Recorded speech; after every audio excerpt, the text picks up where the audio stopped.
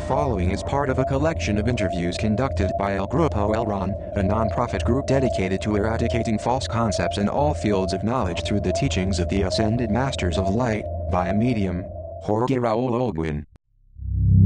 July 27, 1998. Messages from the Solar Logos. Master Jesus.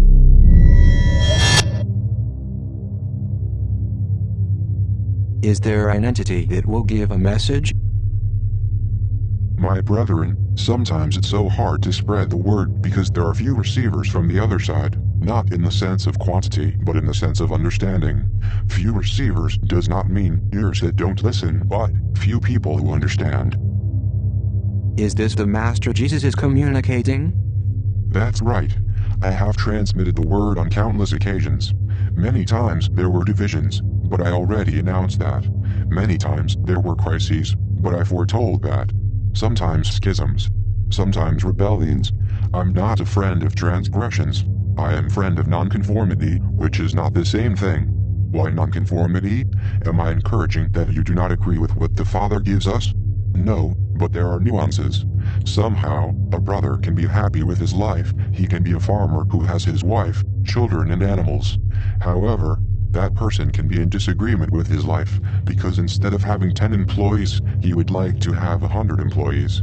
Not to exploit them, but to help them so that those workers the day of tomorrow become independent and they also have their own plantations. The issue is not to be in accordance with what we know. The issue is to want to have more wisdom.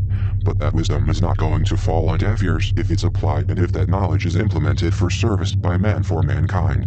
I mean, it's what I've always said. Watch over your neighbors. So, let's not be conformists. Let's not stay idle without lifting a finger. Let's do things for and to others, never for us, but thinking about the helpless people, thinking in those who need a helping hand. Don't attract guilt complexes either. We have 2 hands. If there are 100 hands stretched toward us, we won't be able to help. If we grab our heads in a gesture of powerlessness, we will occupy these 2 hands in ourselves and we won't help others. Then we have to go slowly. Do we have 2 hands? Well, let's save 2 souls, and then we'll save another 2 souls, and then another 2 souls, and let's teach those saved souls so that they help other people as well so that they don't stay sterile in their efforts, because otherwise who are we saving? It would not make sense. It is an arduous task that we will have. Why do I say we will have? Because I am with you. I am involved. Your concept is clear. Master, is the current humanity really prepared for these teachings? It seems that all these lessons you all give us are ahead of our time. Do not underestimate so much in humanity. My brother Jonathan said it, and he has said it more than once in recent times, perhaps more in the last decade, as well as in this country as in other countries on this planet. Books have been written, not only about spiritual help, but also about communication, sometimes religious books, sometimes not, but always on the subject, and many books have been written in the last decade as well as in all the time before this humanity. Sometimes you will run into idiots, you will meet very important people at times, sometimes you will meet ignorant people who think they know, sometimes you're going to find people who know and hide their knowledge for modesty, and others hide it because they plot something in the shadows, and sometimes you will also meet people of light. What is the most difficult issue in this case? That sometimes the same embodied masters compete, they do not join together. Each one of them is seeking to excel. Even my vessel, who is the incarnation of my brother Jonathan, sometimes competes in his heart because he thinks that others may have more knowledge than him. And I don't doubt that it's so. Let's remember that an embodied being does not have the total reincarnative memory. He does not remember when he was Nanda, the cousin of my brother, Siddhartha. He cannot remember when he was my beloved disciple. Of course, he knows about his past lives through contacts, but not as a memory, unless he does a regression. As it was always said, each incarnation is like a test that one is performing, and one does not remember the lesson of past lives. Then, even though the spirit has more wisdom, being embodied, that wisdom does not always arrive to the incarnated part from the higher planes, in spite of having a certain amount of instinct or consciousness of it. Let's remember, and this was also said by my brother Runel, that even the clear mind is reactive. I smile at the word clear because it didn't exist in my time. However, this is a logical thing. We are spirits. We are constantly evolving. Some people will say, How can a solar logos evolve? Of course a solar logos can. Who was the last solar logos? Who was the former solar logos? And where are they now? Other people will say, the divine energies evolve. In fact, divine energies evolve.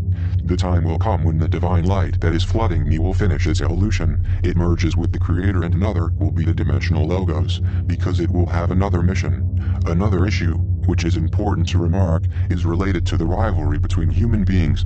On the physical plane people compete, and they have in the reactive mind a kind of question about who is better. Sometimes they compete by curiosity, sometimes carrying a statistic. Here no one judges. It was always said not to judge. Who's more, an Elo or divine energy? What a question. Because some people will tell me that it's an Elo because the Christ energy or Buddhic energy are in the plane 7 and Elohim are in the plane 8. It was always said that the higher planes can look at the lower planes. However, the Christic energy and the Buddhic energy, as well as other divine energies, such as prana, kundalini, and others can see the plane 8 of the Elohim. Is prana an entity? Of course. Sometimes one doesn't specify when speaking about prana, kundalini and others. They are entities. This is important to be transcribed because it will help with what you are doing, which I foresee will be a total success. The kundalini energy is a tangential energy, a living energy just like the Christic energy and the Buddhic energy. The Christic energy can somehow guide a body, as it did with mine while I was incarnated as Jesus almost 2,000 years ago, at a particular time of my campaign. However, the kundalini energy is rooted in all the embodied beings, in all living bodies, as well as on this terrestrial plane and other planets of this system and other systems. Then, what is the reasoning for its use? Is kundalini a universal energy that spreads, or is it a living energy that has its own category and character? The answer is both. Bridging the gap, because what we seek here is not to make comparisons, as well as the absolute Eon, to whom I call my father, the one I love and enjoy. He has his own personality, but in turn Eon is everywhere. The energy kundalini, by the grace of the Father, also has its own personality, but in turn it invades with the grace to each one of the living beings. That's clear. Finally, I want to approach a subject that you have a big question about, the subject of commitment and indifference, to be involved or not to be involved. I agree that one should not get emotionally involved, because if we get involved emotionally, we won't be effective. When one says that the surgeons are not involved emotionally, because they might make mistakes with their hands while operating, it seems correct, because it has to be in that way. I say this without ego. I was one of the proponents of impersonal love. Love God above all things and thy neighbor as thyself. When speaking of love and your neighbor as yourself, we are talking about impersonal love, not about committed love. So when I talk to you about commitment, I'm talking about committing impersonally, not emotionally. Is that understood? Clearly. I'm talking about a commitment for life, a commitment for the other person, to educate, to love the other, but I repeat, not emotionally but impersonally, with fraternal hug. In that way, if I hug the other without commitment, and for some reason the Father knows that the person has to leave this world, or that person is suffering a terminal illness, I will suffer for that life impersonally but not emotionally, because if I suffer emotionally I would void myself. It is important that you all understand this. It is very clear, Master. It's very difficult for a child who does not commit to a parent or a parent who does not commit to a child, which is even worse. The feeling the loss of a daughter, the loss of a wife, the loss of a parent.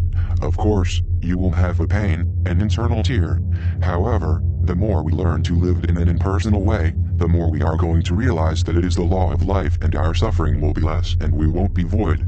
One sometimes wonders why the law of life doesn't seem fair. How can a baby of, say, 2 years old, maybe dies of a disease? And I respond, who knows the secrets of the Father and why it happens? That is clear, Master. For a long time I've been looking for an explanation about the theme of illusion in the sense that the universe seems illusory. If so, I wonder, for example, where is the Master Jesus from 2,000 years ago? The answer would seem that he doesn't exist. But did he ever really exist? Where is John Zebedee, his beloved disciple? Now is embodied as Jorge Olguin. However, was John Zebedee someone tangible or he was just an idea that someone imagined? The point is that if I see a woman I like, I cannot help thinking while seeing her that she's an illusion, a fantasy, because what is real existence can exist in less than 100 years. If nothing lasts, Perhaps not even the memory of existence. My brother Jonathan was asked a few days ago if time was an illusion.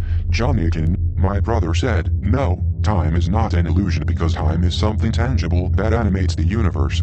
And this answer is correct because it is so. However, this universe will vanish someday. But in the meantime it existed. I will give a guideline, and it's an issue that I should not approach because it's mundane, but it would be convenient that I explain it. Let's suppose that you have a dream, and in that dream you are living a romance with a real or fictitious person with whom you fantasize. But suppose that 10 years ago you had a real romance with a person. Your question then would be, what is different today, in my mind, now that both the dream I had 5 days ago and that real experience I lived 10 years ago are over? Because what I lived just vanished. That's precisely the issue. Let's be realistic. Let's use a little common sense here. What you lived in your dream, in your fantasy, it's a dream, a fantasy. What you have lived in reality was real. John Zebedee existed in flesh and bones. That at this moment is another entity, in another body, but it's beside the point.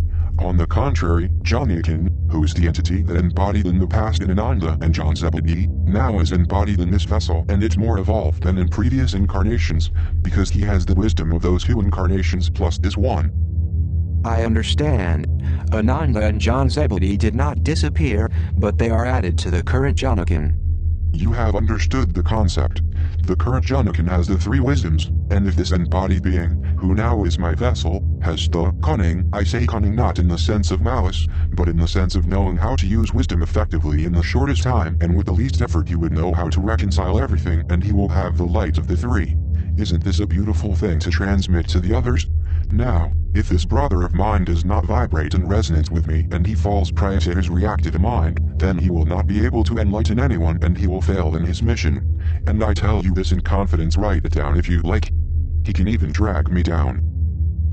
I don't understand. If the incarnated part of Jonathan fails, doesn't he only drag his Datan down? Why are you also dragged down? The answer is simple, because I'm committed to him. I am very committed because I love him. And despite my high position, I don't just love him in a purely impersonal way, but also in personal way, because we shared many things in the previous incarnation. He is John Zebedee and I as Jesus. We have had beautiful experiences. We've held meetings at lodging houses. In some of them there were even 30 or 40 people, where we told stories. The same Jonathan has already narrated some of them. Sometimes we had great feasts, and in those great feasts I subtly gave no lessons such as those narrated in the Bible, because they were subtle lessons. Maybe I said, "Look brothers, we're here eating, how beautiful it would be that tomorrow, each one of you tell others what we have lived, and hug your children, your wives, and those who you go out fishing with. Enjoy fishing with your workers, those who you hired, because there were many people who had boats and they hired 20 or 30 fishermen with their nets, and the next day, the next weeks, the jamboree lasted. So, they lived, fishing better after what I had said. There were 100 short sermons on the Mount, which were not recorded in the Bible, but how many people have moved forward because of that?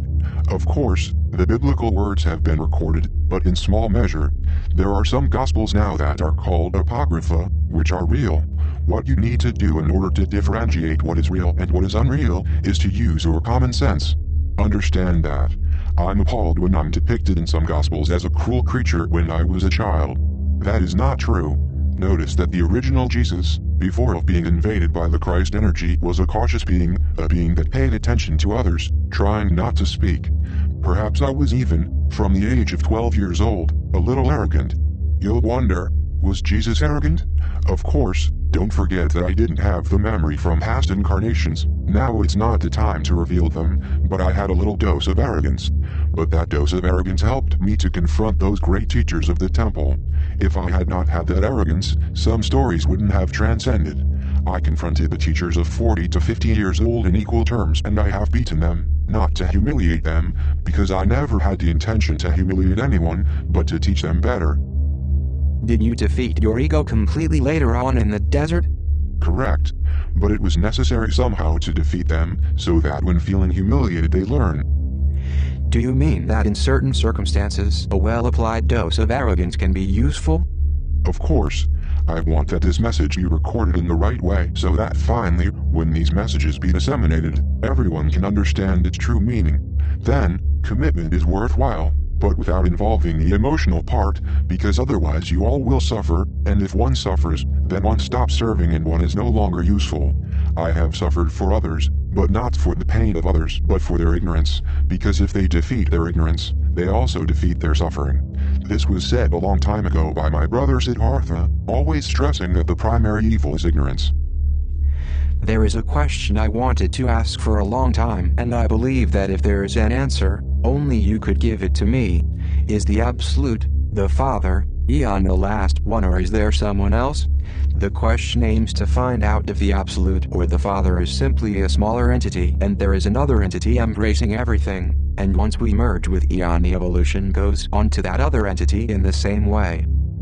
I will speak in parables. I said it once before, but now I'm going to say it otherwise, and for the record, if anyone wants to understand, let him understand, and if anyone has eyes to see, let him see. The Father is the last and the first. This is the answer, and if there is any question, it's important that people keep seeking. I embrace you all with my golden light. Now I remembered your original words. The Father is the Alpha and Omega. So long, Master, and my eternal gratitude.